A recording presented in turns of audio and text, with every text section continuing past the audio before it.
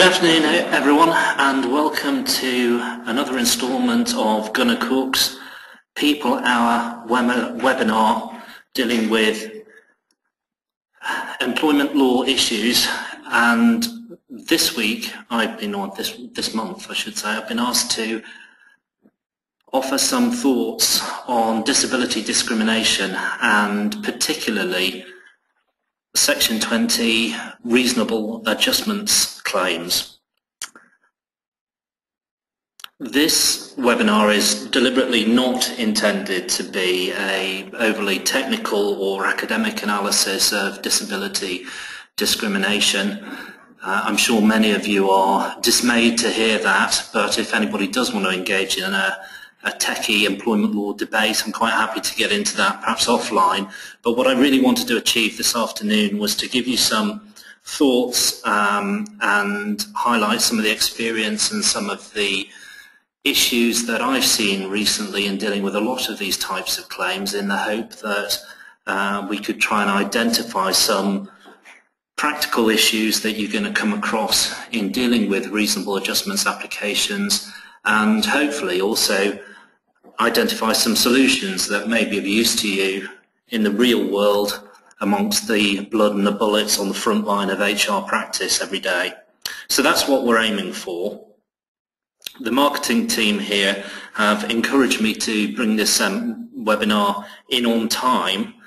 Actually, what they told me was don't crap on all afternoon, so it wasn't the most inspiring start build-up that I've ever had to one of these seminars, but we are going to try and move through this relatively quickly, and therefore if you have any questions as we're going along, there is a question facility in the software that I'm sure you're familiar with, and what I encourage you to do is let me know the questions as we're going through the seminar. Don't save them to the end.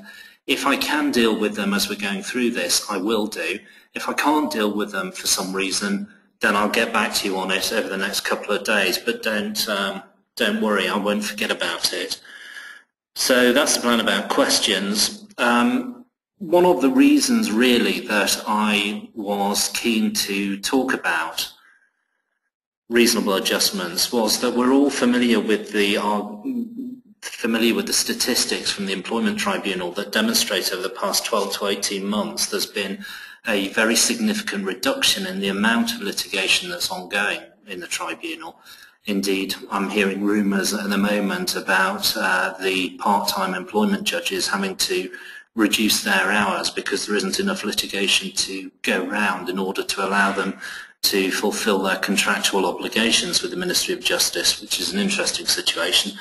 But my experience over the past 12 to 18 months is that about 80%, I think, of the cases that I've been involved in have involved this issue of reasonable adjustments, disability claims that are spinning out of alleged breach of Section 20 of the Equality Act. And I suspect that may just be a consequence of the nature of the clients that I've been dealing with recently, but I think that it's probably fair to conclude that there's an increase in the level of Section 20 claims that are being brought to the Tribunal. And the other thing that I think that we're going to see that perhaps has already started is that in employment litigation, I think there will be a trend to take claims and tactics that have been successful over recent years in claims brought against public sector organisations, and there'll be a trend to use those in claims against commercial organisations in the private sector. And I think, you know, the headline example of that is the equal pay massive piece of equal pay litigation which has been commenced against ASDA at the back end of last year, which is very much predicated on the premise of the equal pay litigation which was pursued against many councils over the past 10 years or so. So I think there is a trend to use these kind of tactics in the commercial environment now, and I think what we will see is that reasonable adjustments claims, which have been very common in a public sector environment will become more common in claims against private sector employers. So that's the thinking behind all of this. What I wanted to try and do with this seminar was keep it as practical as I could and identify costly mistakes or errors of errors that I've seen some of my clients make over the past couple of years in dealing with disability claims that develop out of reasonable adjustments applications, and to try and highlight where I think some mistakes have been made without obviously identifying and embarrassing those clients, in the hope that you might be able to draw on that and gain some benefit from it. However, obviously, in order to be able to do that, we have to start from a point where we all have a decent understanding of what I'm talking about when I'm referring to reasonable adjustments. And I think that most people will be familiar with the concept of direct discrimination, and possibly also familiar with the concept of indirect discrimination. Direct discrimination obviously is a situation where a person is treated less favourably as a consequence of a protected characteristic that they have. Protected characteristic is techie shorthand for things like race, age, gender, etc. All of that is prohibited effectively within Section 3 of the Equality Act 2010. Indirect discrimination is not quite so obvious. This occurs in a scenario where typically an employer applies what's known as a PCP, or a provision, criteria or practice, to a group of individuals of which the claimant is a member. So the claimant has to be a member of that particular affected group, and the effect of the PCP is to place the claimant at a disadvantage as a consequence of the disability that the claimant has. So indirect discrimination is less obvious, less overt. The PCP may be something which was not considered to have a detrimental effect upon disabled employees, and the indirect discrimination may have been unintended or unanticipated at the time when the policy was put into place. I should add actually that there is a technical defence available in indirect discrimination claims in circumstances where an employer can demonstrate that the PCP is a proportionate means of achieving a legitimate aim, which is where you'll find most of the prospects of success with these indirect claims. A lot of emphasis will be put on that statutory defence. But in addition to those two types of disability discrimination, Section 20 of the Equality Act also imposes an obligation on employers to provide reasonable adjustments, and it goes on to say that if an employer breaches that duty, then that is disability discrimination. So reasonable adjustments are important because there is a statutory obligation upon employers to apply them to disabled workers, or indeed it could be applicants actually for jobs. And if that duty is breached, then the disability discrimination occurs. So that's what we're going to be looking at this afternoon. Now, a lot of people get quite wound up with this issue of what is an adjustment, what is a provision, criteria or practice. And I think that in a sense that's possibly not the best place to start with an examination of the obligations that arise under Section 20. As I've said, it creates this obligation to provide adjustments to the work that a disabled employee undertakes. It also creates an obligation upon an employer to provide reasonable adjustments to physical features in the workplace and or to provide auxiliary aids to employees. Dealing with those 2 points first, I think that the provision of adjustments to physical features at a workplace, this might be typically wheelchair access ramps, could be an example, disabled lavatories would be another example of that. Those kind of things shouldn't be too controversial for most employers now, because I think we've reached a stage where a lot of those types of adjustments are designed into buildings from a very early stage, and if they're not there, the cost consequences of putting those in place can be mitigated quite significantly with grant funding that's available to employers in order to support disabled employees in the workplace. So I haven't had a very great deal of litigation that's involved an allegation that an employer has failed to make adjustments to physical features at a workplace. I was involved in a long-running case recently involving an employee who was in a wheelchair for part of her day, and one of her claims was that the employer should have implemented a door opening facility which would have been activated by door pads beside the door that she could have reached from a wheelchair. So it's not something that I've never seen. I have seen it, but it doesn't crop up very much.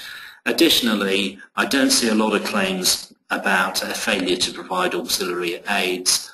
I anticipate that grant funding is available in those type of cases for anything too technical that's likely to be unusual and therefore expensive.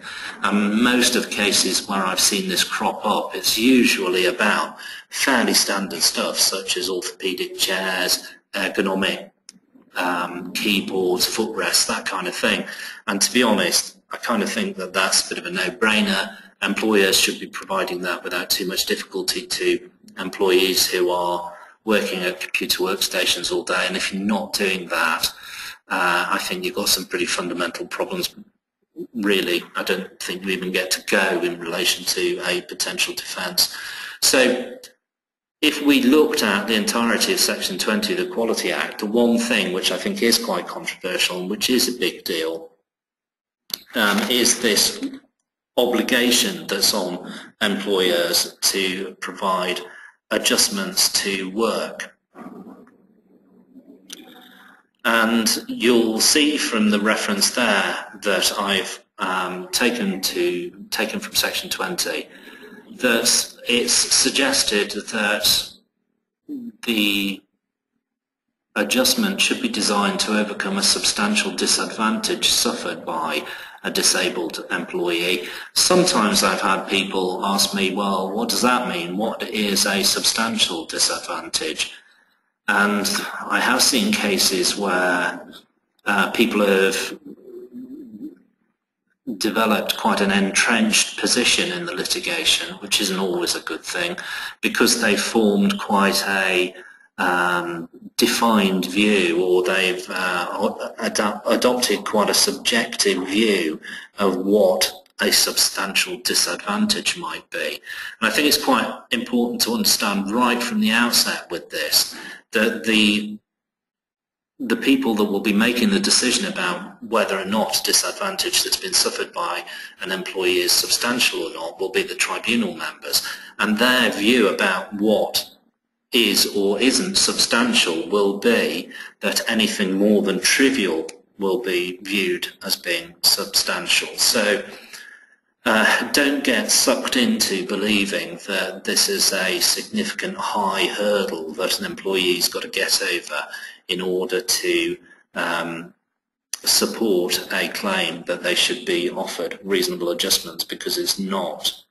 The other thing that I think people get sidetracked with a bit is they get sucked into maybe over-analysis of what is meant by a PCP provision criteria or practice.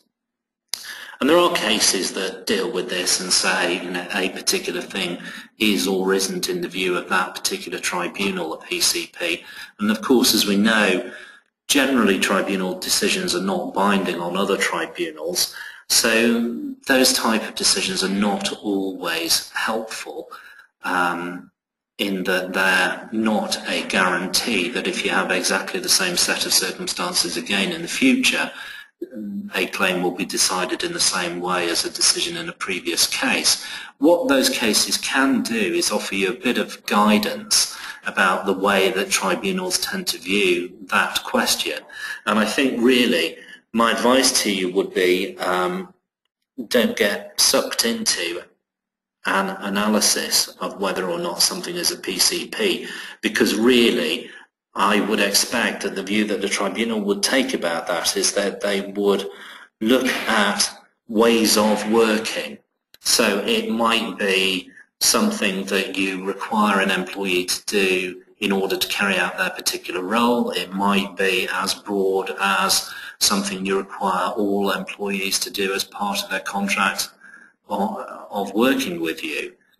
What you will find, though, if you get you have the misfortune of getting drawn into any litigation relating to reasonable adjustment claims, is that at some point, excuse me, at some point in the litigation, the tribunal will try to encourage the claimant or the claimant's representative to identify the PCP which they say was applied to the claimant. And my experience is that with a lot of these types of claims, it's not unusual for the claimant to either represent themselves or perhaps be represented by somebody who's not particularly experienced or not legally qualified, perhaps a union rep, something like that. And so it's not uncommon for this issue of defining the PCP to become quite a big deal in the litigation. And what I have found in circumstances where a claimant has not been able to define the PCP that they say is integral to their claim is that, to be quite blunt, the tribunal employment judge just does it for them. So don't make the mistake of thinking that if the claimant is not clear about what the PCP is, in some way that's your get out of jail card, because it won't be. Oh, hang on, we've got our first question. Someone has asked me to just expand on this point that I made about tribunal decisions not binding other tribunal decisions. I'm not sure how I can express it any differently, really. In the employment tribunal system, as it stands in the UK, at the base level, a decision which is made by an employment tribunal does not bind the decision of a subsequent tribunal in a different case. So if you're familiar with the concept of precedent that a lot of us talk about in law school, that doesn't apply in a strict sense to the lowest level of tribunals in the UK. That's not to say that they're not guided by previous decisions, but they're not bound to follow them. But thanks for the question. Hopefully that deals with it. I wanted to also to quickly talk about what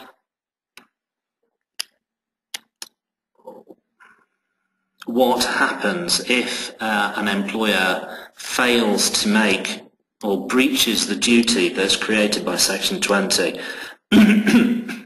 And that's set out in Section 21 of the Equality Act, which says that if an employer fails to comply with the duty to provide reasonable adjustments in the circumstances that we've talked about, then that would be discrimination. Now, I've said that I think direct discrimination is becoming less common in the workplace. I think that's because society's changing. People are far more sensitive to discriminatory issues now. I know that I was watching some recent programs on TV about the 1970s, and my kids can't believe that some of the programs that I used to watch as a kid were legal at the time, and still blown away by things like Love Thy Neighbour. So I think that's an indication that society is changing, the workplace is changing, there are cultural changes, all of which seem to me to make direct discrimination, if not a thing of the past. It's something that I think we'll see fewer and fewer claims that are alleging direct discrimination. Although, having said all of that, I have to say that I went on a trip out with a friend of mine a couple of weeks ago to Helmsley in the Yorkshire Dales, and I went to the newsagents there, and I was very amused to see a classified advert on a postcard in the window of the newsagents, and I took a photograph of it, which is an example of how sad I am. But the advert said, and I quote, "Fit young man required to work as gardener's assistant, aged over 18, unquote," and then went on to say various other things. And I was talking about it with someone afterwards, and I was saying it was just a shame, really, that it didn't flag up issues of religion and ethnicity as well, because it would have potentially given somebody the ability to tick all the boxes on the claim form, the new ET1 format, which is always a matter for excitement when you get a claim form in where someone's ticked all the boxes. So, having said that, it's something that we don't see too often. Clearly it does crop up, possibly just in Yorkshire. But so most disability discrimination claims now litigated are either indirect discrimination or reasonable adjustments claims, and I think that's what we're going to see going forward, probably see more reasonable adjustments claims and less direct discrimination claims. At a strategic level, I think this issue of reasonable adjustments is quite interesting. I think there's a debate really out there for the HR profession to look at reasonable adjustments and to decide whether or not they're a positive or a negative thing. I think they could be argued that reasonable adjustments to work allow or empower employees to work in different ways. Maybe that makes them more creative, maybe that makes them more productive, perhaps it reduces absence, and I think that you'd agree with me that all of those things would be desirable in the workplace. I'm not so sure that that works across all job roles though. I don't think it's necessarily as simple as saying that this is a distinction between white-collar roles and blue-collar roles, but I think that high levels of autonomy in the way that people undertake their work might not be appropriate, for example, in production operative type roles. I know that when I worked in the food industry, there were certainly we had operatives working on production lines, for example, putting toppings on pizza, and I can't imagine that it would have been very popular if somebody had rocked up for work on a particular Tuesday and said that they were only going to put cheese on every second pizza because that's the way they felt that day. So I think that there's this strategic issue about whether or not people should embrace reasonable adjustments as a positive or negative feature. And I think it's open to you out there in the real world to try and think about that, maybe move it on a bit. Think about whether it presents an opportunity for you to improve the way that your people work, and maybe you'll gain a competitive advantage from that. I think that the risk with adopting reasonable adjustments in such an enthusiastic manner may be that the potential for employees to define their own jobs becomes much more significant, and that may be a bad thing. Some of you will know that I used to work in the food manufacturing industry, and the business that I worked for had a food testing laboratory based in Nottingham, which I think historically had been an academic spin-off. And as a consequence, it was quite a discrete, self-contained unit, and I think a lot of people that worked there had culturally a sort of fairly academic approach to the way they worked. And historically, well, I got a phone call one day from a new HR manager that had been appointed to that site and asked me to come down and visit them in Nottingham because she needed to make some changes to the contracts of a few people that worked there. And I remember having a conversation with her on the phone and saying, well, how many contracts do you want to change? And she basically said, well, I need to change all of them. And so I was a bit surprised by that and asked her to explain. And what she was telling me was that it certainly, I can't remember the exact figure, but certainly over 80% of the people that worked at the site had a unique shift working pattern because historically flexibility of working had been encouraged at the site, and as a consequence of that, people had just moved into patterns of work that were simply unsustainable, and they couldn't put teams of people together to work because everybody was working different patterns. What particularly amused me when I actually got into all of this was that I remember one example, one of the reasons for adjustment of working pattern was somebody wanted to leave early on a Thursday in order to attend a Pilates class, and somebody else wanted to start work early on a particular day because she wanted to get to the car park first in order to park next to the door in case it was raining. Then she had the shortest journey before she got into the building. So you can see that if you give people the ability to define their own roles, that might seem on the face of it to be quite a good thing, but the way that people actually go out and do that practically may require some management or may require some thought, otherwise it can get a bit complicated. So how do reasonable adjustments operate in the real world? Well, I've explained that the employer has a duty to provide reasonable adjustments to disabled employees, and not just employees. This would be an obligation that would arise from the moment that somebody applied to join your organisation. So don't get the blinkers on and think it's just about workers. It would also apply in recruitment. And don't make a mistake. I've described this as the sixth mistake. The marketing people were encouraging me not to give away too many free clues or too much free advice because we'd never hear from any of you ever again, but I can't help. This is a sixth mistake that I have seen made very often. Don't get suckered into thinking that you are, as an employer, only obliged to consider providing somebody with reasonable adjustments when they request that from you, because that's wrong. There's no obligation on the employee to request reasonable adjustments to their work from you. The obligation is all on the employer. It's all the driving of this falls to be done by the employer. In fact, without getting too technical, there is an argument that floats around in relation to indirect discrimination claims about whether or not it's possible for an employer to indirectly discriminate against a disabled employee who they don't know is disabled. And I think it's conceivable that it could be argued that you could have an obligation, a technical obligation to provide adjustments to an employee who you did not know was disabled, although I don't think that you will ever see that in practice.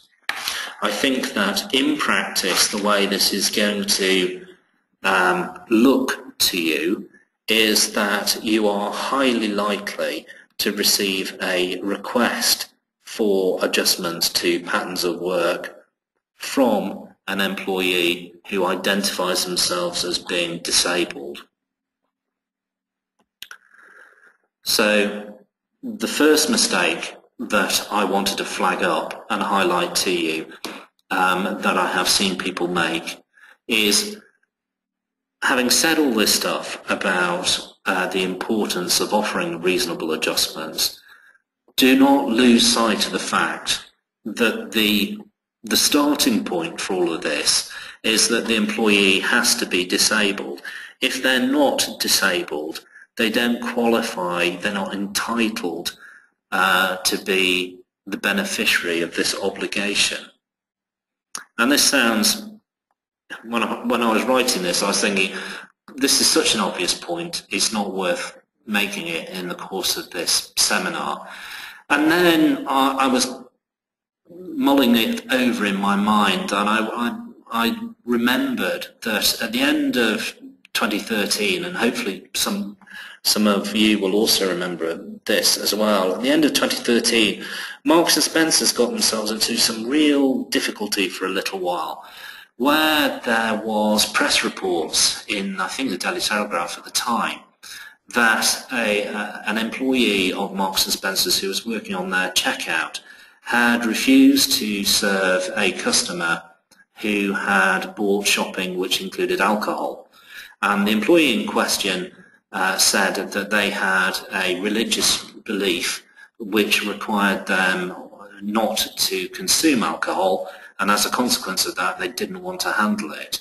And initially Marks and Spencer's responded to that by saying that, issuing a press release suggesting that it was their policy that that was acceptable to them, and inferring that in some way that was some kind of adjustment to the way that that employee was working. And you'll probably remember that that excited quite a lot of press interest. And I did a bit of research about this yesterday because I wanted to just refresh my memory about it. And it's quite clear that what happened was, within 2 days of the original press release, Marks and Spencer had issued a second press release saying, in fact, it was not their policy to allow employees to behave in this way, and that their policy was, in fact, that they would work with employees to ensure that people who had religious objections to dealing with, for example, pork or alcohol, could be accommodated in a different role within their organisation that didn't require them to have that issue. So, for example, working on the bakery counter or perhaps in clothing.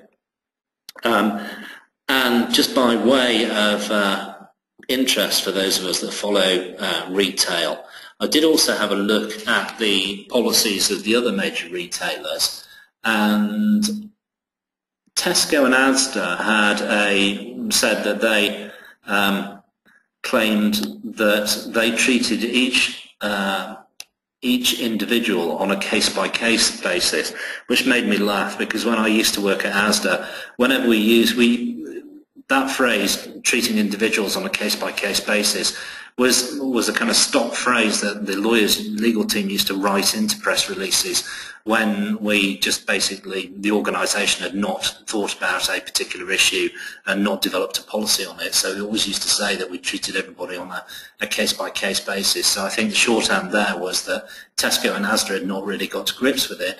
Interestingly, Sainsbury's were quite bullish on it in that they said that they didn't consider that a religious objection to the consumption of, for example, alcohol justified somebody in refusing to handle it. So their position appeared to be that they would not allow employees to adjust their work in that way, and that they'd require them to carry on working in accordance with the contract.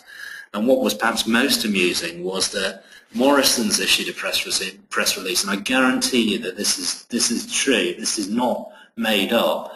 Morrison's issued a press release which suggested that they had a great deal of experience dealing with this issue because they were based in Bradford. And I'm not joking, that's what they said in the press release. So quite an interesting spread of approach there across the major retailers. But so there is this issue about employees defining their own role, and as I said, I think that the shape this will take in real life is that you'll be informed that an employee is disabled, and they'll probably put a request to you. The second mistake that I've seen crop up fairly often is that if you have a request for adjustments to work from an employee, or you're already involved in litigation that develops out of that, having said all this stuff about it's only an obligation that arises in relation to disabled employees, I would suggest to you that you don't get yourselves backed into a corner in an argument that you don't accept that the employee is disabled. unless that's got a real chance of success. The reason I say that is quite often the quite strong views, particularly I think held by operational managers, who maybe don't accept that a particular employee is as ill as they say they are, or that their life is not impacted by their condition to the same extent that they say in their letter to you or in the litigation. I had a case last year for a public sector employer. There was a reasonable adjustments claim that ultimately ran for 25 days at the Manchester Employment Tribunal. And a big part of the reason why we got locked into that case, and it just became a real nightmare for the respondent, but a big part of the reason why we got locked into that was that the claimant alleged that she suffered from a medical condition called chronic regional pain syndrome, which is one of those conditions which is sometimes regarded as being a bit unconventional, sometimes regarded quite sceptically by some medical advisors, and putting it bluntly, a lot of her managers thought that she was putting on a lot of her symptoms. And you know, I would have regular conversations with managers who would say to me, I'm not prepared to accept that she's disabled. She comes to work, she demands a wheelchair to get around the office. I saw her at the garden centre in, you know, wherever on Sunday. She was walking around without any sticks, and no problems at all. And all of that is fine. You know, people are inevitably going to have their own views about how serious a particular medical condition is, and I understand that. But it's really important that if you have to deal with this in practice, that you don't lose sight of the fact that the definition of disability here is not your view of whether or not the claimant is disabled that's important. It's not particularly the claimant's view of whether or not they're disabled that's significant. The key view is the view of the tribunal. The tribunal don't even have to follow medical advice in reaching their view. Obviously, 99.9% of the time they are going to follow medical advice, but it's open to the tribunal at the hearing to form whatever decision they feel is the correct decision about whether or not the claimant is disabled. And I have to say, sadly, for anyone who's a potential respondent out there, in my experience, that's not a very high threshold for the employee to reach. I think basically the way this goes down in the real world is that if an employee argues hard enough, long enough and often enough that they are disabled, it's likely that a tribunal will accept that view. And that throws up a couple of real bugbears in my life. One is that I think in this country we're developing a cultural aspiration towards being disabled. It seems to me madness that people have an ambition to qualify as disabled because it entitles them to benefits or more favourable treatment that they wouldn't otherwise get. I've still, many years on from this particular incident, not recovered from a conversation I had with my former secretary, who explained to me that she was hoping to have her young son diagnosed as suffering from ADHD. And when I asked her why she wanted to do that, she explained that it would mean that they would be entitled to a free holiday at Blackpool every year in some kind of respite facility. It just drives me nuts when I hear that. And the other thing that I find incredibly frustrating is that the reality of the world at the moment in the UK appears to be that if anyone goes to their GP and tells them that they are stressed, a GP seems to instantly provide them with a fit note saying that they're suffering from stress. And as a consequence of that, I think the reality is for that particular condition, that most claimants are, or most employees who have those type of fit notes are self-diagnosing. And of course, the impact of that is that if somebody goes off work on the back of a fit note that says that they are suffering from stress, particularly, I have to say, in circumstances where there is a lengthy period of paid sick leave, it's very difficult, I think, practically to get those people back into work within a fairly short period. And I think it becomes a bit of self-fulfilling prophecy that as people stay out of work for a longer period, they're inevitably going to become more sensitive, more wound up, more anxious about the return to work. So I think if you have that scenario, it's highly probable that a tribunal is going to regard that as being a disability. Subject to all the usual stuff about it has to be a condition which has the potential to go on for more than 12 months. And clearly if somebody's been off for a lengthy period with stress, that's going to qualify on that basis. The other provision about the significance of the condition is usually the level of impact, or the significance of the impact that the condition has upon the employee's life.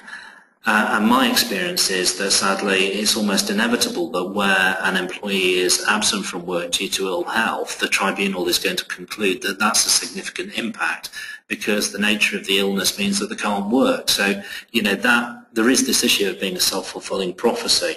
So don't get drawn into adopting a particular position in a claim or in litigation because, yeah, I think I've just had a question, is ADHD classed as a disability?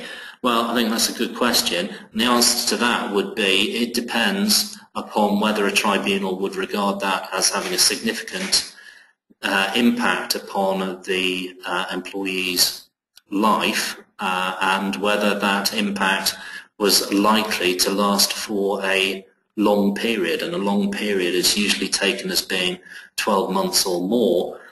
So if the diagnosis of the condition of the ADHD was that it was likely to continue for more than a period of 12 months, or it had continued for more than a period of 12 months, and the employee was saying that the effect of that condition upon them was significant, and I think it's almost inevitable that they are going to say that, then a tribunal would regard that as being a disability. So my expectation would be that yes, a tribunal is likely to regard ADHD as being a disability, but it's obviously one of those things that is going to turn on the particular facts of how it impacts any individual employee in any individual claim or application.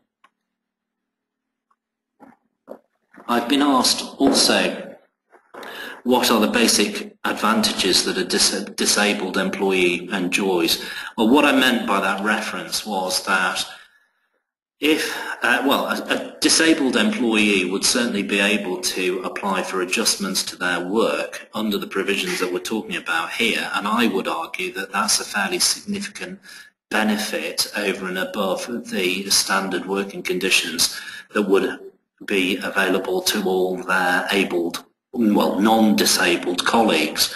So, you know, going back to this issue that I highlighted about employees that define their own job, a disabled employee would have the facility to make an application under reasonable adjustments to work in a different way or be offered a, well, it's hard to say as a benefit. Let's just say they would be offered more favourable treatment, or they could apply to require the employee to offer them more favourable treatment in the operation of certain policies, and we'll come on to talk about what those might be in a second. Having said all of this stuff about not taking this point about the employee not being disabled, I have to say that I have done this once and it was very successful. I did do this in a case where my client had dismissed an employee who had a couple of conditions involving one of which was stress, and she was arguing that she was disabled as a consequence of the stress condition, and therefore we should have varied the disciplinary procedure that led to her dismissal as a reasonable adjustment. And I, as a tactical device, decided that we would not accept that she was disabled. The consequence of that was that the tribunal ordered that there had to be medical evidence obtained in order to allow the tribunal or guide the tribunal in forming a decision about whether or not the claimant was disabled. And as you may know, the evidence that you would need in order to address that issue would usually be from a psychiatrist, possibly a psychologist. And the reality of that is that those reports are not cheap. You'd be looking at, I think, 750 quid upwards, maybe up to a couple of grand. In that case that I mentioned earlier that ran for 25 days in Manchester, I did at one stage, we were looking at getting a medical report from a psychiatrist who specialised in chronic regional pain syndrome, and the guy that we approached locally in the north of England about this, who presumably wasn't very keen to take it on, quoted a figure of £10,000 for the cost of his report. You might not be surprised to learn that we didn't instruct him, but this is an illustration of the fact that this type of medical evidence can be quite expensive. And in this particular case that I'm talking about, where I refused to concede that the claimant was disabled, I argued that because she was bringing the claim, she had the obligation to prove what she said, prove her allegation that she was disabled, and she had the obligation to produce the evidence. So that basically meant she would have to pay for the medical report. And ultimately, she dropped the case and discontinued the claim because she didn't have the cash to pay for the report. So that was a handy success for the client, but it's not something that I'd recommend that you do in every case. I have mentioned this actually to someone I used to work with last year. I mentioned this particular tactic and the success I'd had in that case, and then she ran away with the view that she could just do that in every single disability discrimination claim that we had, and it was just spectacularly unsuccessful. I think if you try to argue particularly before a tribunal, that the claimant is not disabled in circumstances where they clearly are disabled, you're really just inviting the tribunal to give you a complete kicking by the time you get to the hearing, and they'll take you up on that. You'll end up paying for it. So don't do that. The third mistake that I've seen a lot, particularly in public sector type employers or businesses that have a cultural legacy of being in the public sector, is where people get hung up on internal policies and internal procedures. And I do know that you'll hear all the time from employment lawyers banging on about you've got to have policies, you've got to have procedures, it's really important, and all of that is true. But in this case, if you have some kind of internal procedure within your organisation that says that employees ought to bring requests or pursue requests for reasonable adjustments in a particular way following a particular procedure, do not fall into the elephant trap if they fail to follow that procedure of refusing to deal with their request for adjustments. Remember that what the law does is impose an obligation upon you as an employer to offer those adjustments. There's no obligation on the employee to frame the request in a particular way. And I think some people just sometimes overlook that, and they default into this mindset that employees have all got to behave in accordance with the guidance or in accordance with processes and stuff like that. And if they don't, then in some way that means that they can't pursue that request. And that's just not right. It's just not going to be legally sustainable. If you end up getting drawn into a claim on the back of that, you'll lose. So don't do that. That's another mistake that crops up quite often. Fourth mistake that I have seen a lot, and I hope you won't do, is where managers or an employer adopts an untenable position on what is reasonable for the purpose of this reasonable adjustment. In many ways, this is the $64,000 question that get asked a lot by employers. They come to me and say, well, Carl, we've got this request for reasonable adjustments to the way of working. Sometimes the employee will have suggested stuff. They might have a wish list of things that they want. You know, it might be home working, it might be assistance in some way with travel to and from work, it might be particular specialised kit.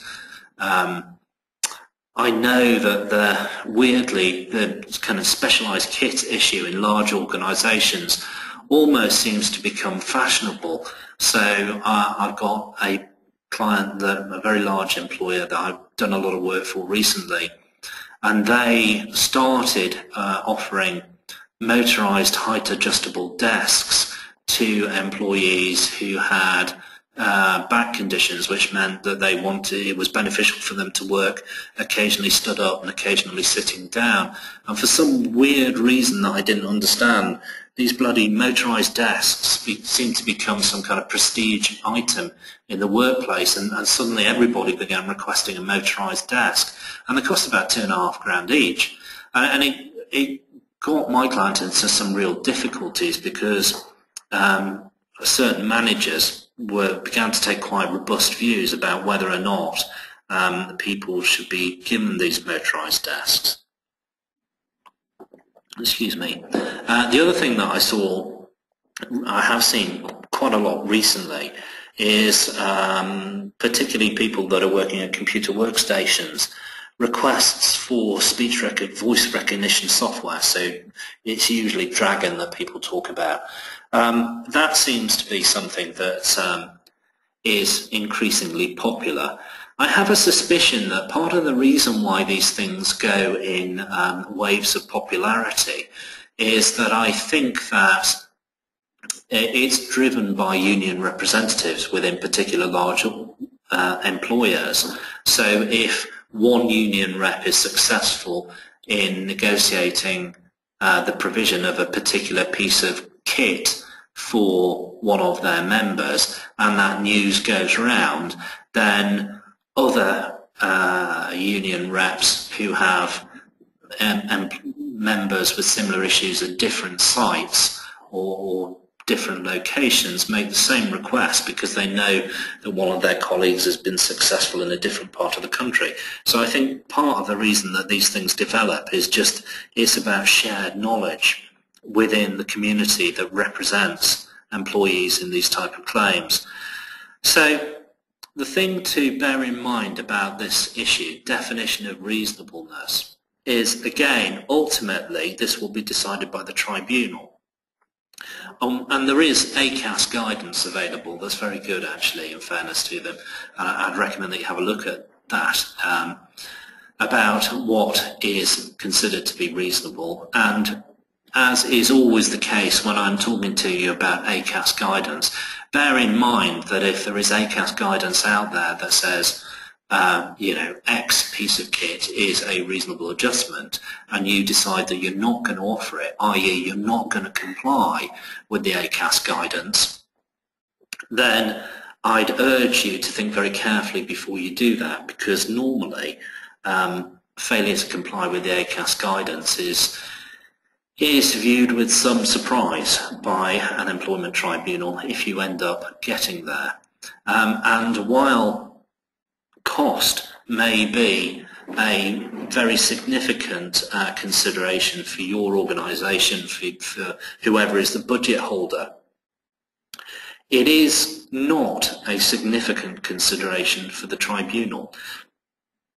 It may be a significant consideration for very small businesses or businesses that are in very difficult financial circumstances. But for mature, large-scale employers with significant turnover, cost is not going to offer you a great defence in a dispute about whether or not a particular suggested adjustment is reasonable or not. And indeed, it's not going to be particularly, it's not really going to assist you in your case before the tribunal, and they'll not thank you for raising that. So unless it's a really, really strong argument in your case, I'd say be very, very careful about it.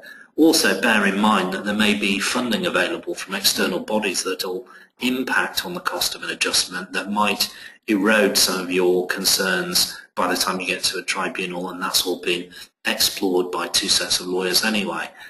Practicality will be a better defence. So for example, if somebody is saying they want a particular adjustment and it's just not going to work in your operating environment, that is probably going to be a useful argument for you to make. When I was involved in the food industry, and I did a lot of work for a particular business that manufactured biscuits, at one of their sites they had an employee who suffered from extreme short-sightedness, and one of the adjustments that they suggested was that they wanted to wear particular, or they wanted to use particular piece of technical equipment that had glass lenses in it. And what my client said to me was that one of the rules of their whole site was that they didn't allow glass in the production environment at all. So that would be an example of a practical restriction that would prevent the adoption of the suggested adjustment, and I think would be quite successful as a defence. And also remember, and this is a key point really, that what a tribunal will be expecting you to consider is whether or not the adjustment that's under consideration compensates a particular employee for the disability that they suffer from. So sometimes employees get this completely wrong and start asking for stuff that really doesn't address the disability that they suffer from. So for example, if the disability is a bad back, and they're asking you to provide them with speech recognition software, on the face of it, that's not going to be something that seems likely to address their specific disability, and therefore, I would argue, it's not reasonable. In a perfect world, I think what a tribunal would like to see in all of these cases is an employer who has sat down and made notes about a process of consideration that they've gone through, where they have obtained maybe medical advice about exactly what the nature of the employee's disability is, how it impacts upon them in the workplace. Maybe there's a role there for occupational health, although not the sort of ridiculous 10-minute interview with Capita that produces some noddy report that's of no value to anybody. Occupational health, I'm talking about a proper report. And then the tribunal would love to see employers that sit down and work out how all of those restrictions impact upon the way of working that the employee has in their role, and then notes about how the employer has considered different adjustments and thought about how they may or may not impact the issues that the employee has resulting from their disability. That would be a counsel of perfection. I appreciate that it's a bridge too far in the real world, and you're probably not going to see that. But if you ever did want to try and reach the most the strongest position that would be available to you in response to a request for reasonable adjustments, that's what it would look like, and the closest you can get to that will be the best you can achieve. So, fifth and final mistake that I've seen, and this is also true of a lot of litigation, I would encourage you not to adopt an unrealistic approach towards requests for reasonable adjustments, or if you get sucked into litigation, don't adopt an unreasonable approach towards that type of litigation. These type of claims are difficult to defend. The obligation is on you as an employer.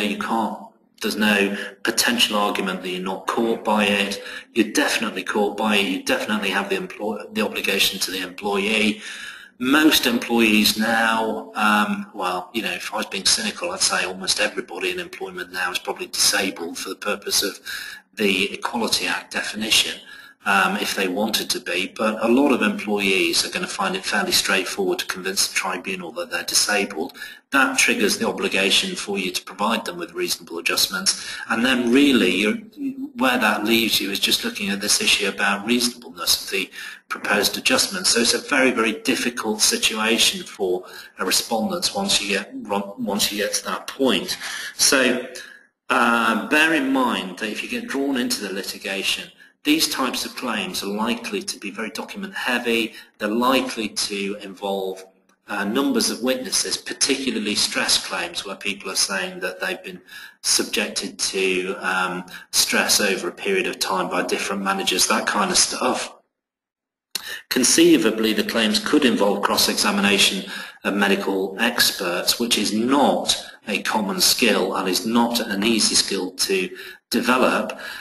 They're also, and inevitably that means that they're going to be quite demanding upon the business in terms of time, resources that you're going to be required to put into it. If you are using lawyers to defend this kind of claim, legal fees are inevitably going to be potentially significant because there's lots of work to be carried out, and those fees are going to be significant even if you win. You know, let's remember that there's no potential here for you to claim those costs back against the defendant unless they've been unreasonable in the conduct of the litigation. So, you know, there is a piece here about you need to think about the way in which your lawyers charge you for conducting that type of litigation. You know, I'm not a fan of hourly charging rates, but many lawyers do charge in that way, so you need to think about whether you want to be drawn into litigation that you can't control with the clock running in that kind of fashion. And the other thing that I would say about this that I have seen certainly in public sector clients is that there's a very significant, in my view, potential adverse industrial relations impact if you get drawn into these kind of disputes, because you can find that in circumstances where a union representative is conducting litigation on behalf of a disabled employee, it just becomes a recruitment tool for that union. So if they're trying to drive up membership at a particular site, if they are able to go around and tell people what a woeful employer you're being because you're being unreasonable in this particular case, or you're behaving unacceptably, or you won't provide this type of adjustment or whatever adjustment is in question, that will assist with union recruitment and retention. If you, God forbid, lose the claim, you can be guaranteed that that will be recorded widely around your organisation as being an example why people ought to join unions, because they can offer those advice and representation in claims, and they have got, of course, success to show to potential members. And in my view, I think that can be counterproductive. Additionally, and this is the real kicker, remember that if you lose a claim for disability discrimination, compensation is not limited. So all the stuff we've had recently, unfair dismissal cases about limitations being placed at year's earnings, all that kind of stuff, doesn't apply in disability discrimination. And although the median award year on year in disability cases is not huge, do not make the mistake of thinking that the tribunal is not going to impose a significant award in suitable cases. Let's not forget that our friend employment judge in Leeds, having said, let's not forget, I've now forgotten his name, it'll come back to me in a minute, but a particular employment judge in Leeds, in this case of Michelak versus Mid-Yorkshire NHS Trust, I think in 2012, made an award of £4.5 million in compensation in a discrimination claim. And in the same year, there was another claim against a Manchester NHS Trust, where an award of compensation of just shy of £1 million was ordered. So these are not cases that are, you know, going to be worth sweetie money if you lose them. Potentially it could be very, very big numbers. And in addition to all the other stuff about the intensive demand on resources. So I think my advice to you would be, if you do find yourself in this situation where you're drawn into it, think very seriously about cutting your losses and getting out quickly. It's not something that you want to pursue unless you are committed to seeing it through to a conclusion. So, conclusions for the seminar today. Ideas that I really wanted to leave you with before I finish. Key points really, I think, for me are just to emphasize that just as I've said really, the most successful defense to claims for reasonable adjustments, or indeed any discrimination claim, is don't find yourself in that situation, don't get in that position. And the way to avoid being in that position is to look at resourcing this at the front end, i.e. deal with the request for reasonable adjustments or however that arises, or offer adjustments as efficiently and as sensibly as possible, because although that may have a cost for you, that will be a lower cost than the cost that you will face if you are drawn into litigation subsequently based upon a breach of duty. If you do find yourself in litigation and you're in a claim, be as proactive as you can be. Take a realistic view about where the litigation is going, how strong your position is, and it is not a failure, in my view, to take an economic position and consider cutting your losses at an early stage and getting out of the litigation. I'm not saying do that in every case, because I think you will create a culture of expectation within your workplace, but I think in the right cases that can be a very prudent approach. If you are going to be in the case to see it all the way through to the end, i.e. you're in it for the long haul, think carefully and plan how you're going to resource that litigation, given that you know that it's going to be resource intensive in terms of management time, documentation, all that, witnesses, all those kind of stuff. And I'd also say, wearing my in-house, or drawing on my in-house experience, look very carefully at the way in which you're retaining your professional advisors. So that might be your medical experts, and it'll certainly be your lawyers. It's not my job to tell you how to spend your money, but if you find yourself in this situation and your retainer with your lawyers is based upon an hourly rate, bear in mind that once you're in the litigation, you are effectively going to be like a bull with a ring through its nose. You'll be dragged around in the litigation by the claimant, and a lot of things are going to be outside your control. And the only way out of it is either see it through to the end and win it, having incurred all the costs of the litigation, or pay your way out of it at an early stage and look for an early exit. So I would say if you can find representation based upon a retainer model which is not hourly based, and that might be a fixed fee, it might be some kind of periodical scale fees for the litigation, look at that, because there are potentially quite significant cost savings, and it also gives you greater certainty about the cost of the litigation. So those are the things that I wanted to end with and highlight to you as being the sort of key takeaways. I hope that you've found some practical value in the points that I've mentioned during the course of the seminar. It seems that I've picked up all of the questions that we had as we were going along, I think. If you do have any questions after the event, anything occurs to you, please drop me a line. I'll be very happy to stay in touch with you and deal with any questions you've got. And otherwise, it only remains for me to thank you for attending this afternoon.